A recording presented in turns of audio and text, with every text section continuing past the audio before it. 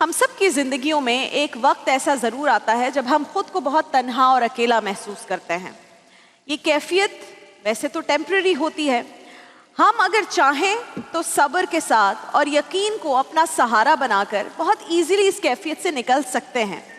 لیکن ہم ٹھہرے صدا کے عجلت پسند لوگ اور جلد باز، لہٰذا ہم اس ٹیمپرری سی کیفیت کو پرماننٹ سمجھ لیتے ہیں اور اپنے خالق سے ہی، اپنے پروردگار سے ہی، اپنے مالک سے ہی شکوے کرنے لگ جاتے ہیں۔ ہم ایسا اس لیے کرتے ہیں کہ ہمارے شعور اور لاشعور میں کہیں نہ کہیں یہ بات آ گئی ہے اور ہمیں یہ سوچ جو ہے وہ راسخ ہو چکی ہے کہ یہ دنیا دارالسکون ہے، یہ دنیا راحت کا ٹھکانہ ہے اور ہم یہاں پر صرف اور صرف آرام اور عیش کے لیے آئے ہیں۔ کوئی دکھ اور تکلیف ہمارے پاس سے گزر نہیں سکتی۔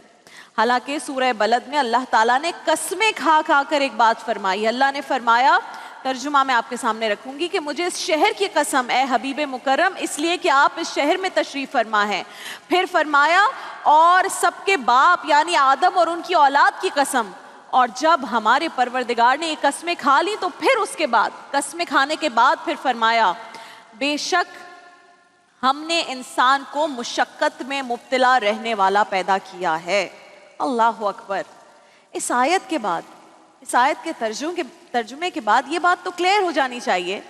کہ اپنے دل کی تختی پر ہم یہ لکھ لیں کہ یہ قدرت کا فیصلہ ہے کہ ہم نہ آرام و سکون کے لیے اس دنیا میں آئے ہیں، نہ ہم بہترین غذاؤں کے حصول، کھانے پینے کے حصول کے لیے، نہ ہی ہم نرم و گداز بستروں پہ آرام کرنے کے لیے آئے ہیں، اور نہ ہی اس لیے دنیا میں آئے ہیں کہ کوئی پریشانی ہمارا دروازہ بھی کبھی نہ کھٹکھٹائے،